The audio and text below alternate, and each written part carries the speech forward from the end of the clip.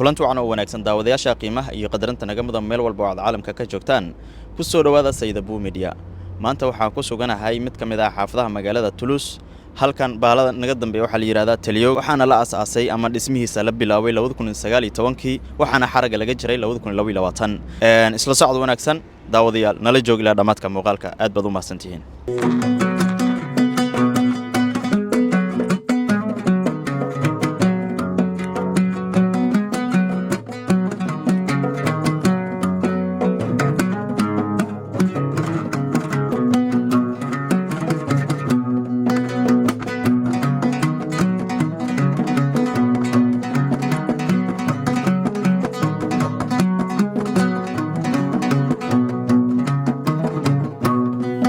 Taliyoga wuxuu isku xiraa saddex saldhig oo muhiim ah. 1. Oncopole xarunta cilmi baarista kansarka. 2. Hospital Qangoy waa mid ka mid ah isbitaalada ugu weyn Toulouse. 3. University Paul Sabatier jaamacadda weyn ee caalamiga sayniska iyo caafimaadka lagu barto.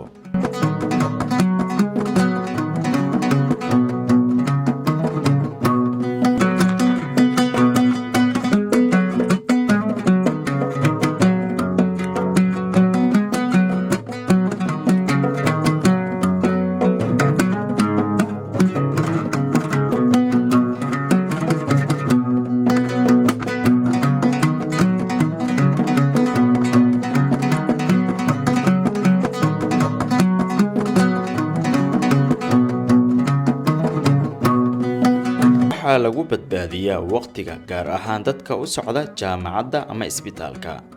wuxuu yareeyaa isticmaalka baabuurta iyo qiiqa hawada wasaqeeya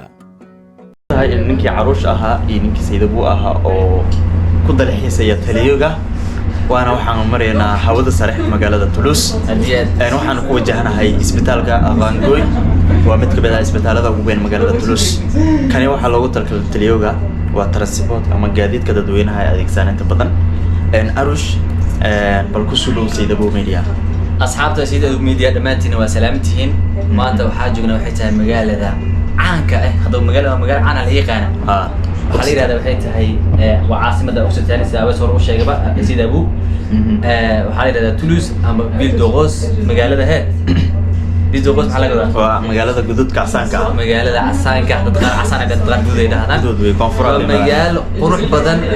shidan kaalis karga waa magaalo dalxiisan hadaba magaalada Ville de Rose waxa kale loo ma dhihine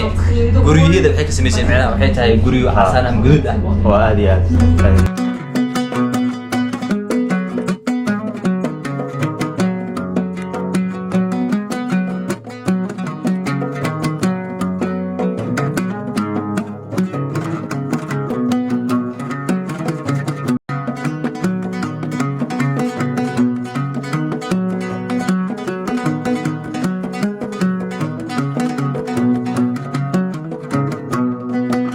Taliyo waa mid ka mid ah gaadiidka dadweynaha ee fiilooyin ku socda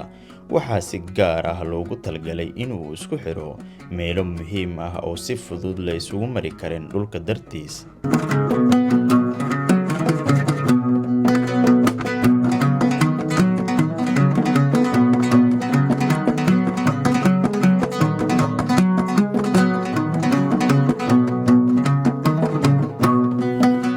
jeedka loo doortay Taliyoga ayaa ah jiritaanka buuro dooxooyin iyo wadooyin ciriiri ah ayaa adkeynaya gaadiidka dhulka wuxuuna si fudud ugu tilaabaa caqabado dabiici ah isagoo aan wax saameyn ku yeelan deegaanka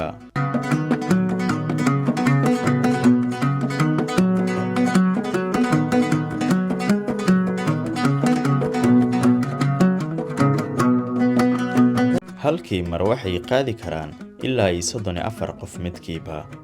waa kuwa casri ah oo aan buuq lahayn waxayna leeyihiin kuraas raaxo leh meel loogu talagalay dadka naafada ah sidoo kale wuxuu leeyahay daaqado laga daawado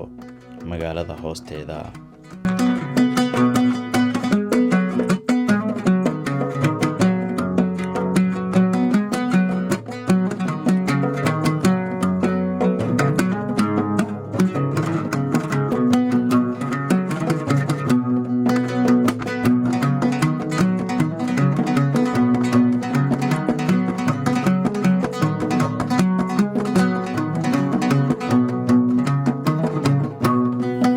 haddii aad ka heshay muuqaalka fadlan ha ilaawin inaad subscribe saarto like saar asxaabtaadna la wadaag waad mahadsan tahay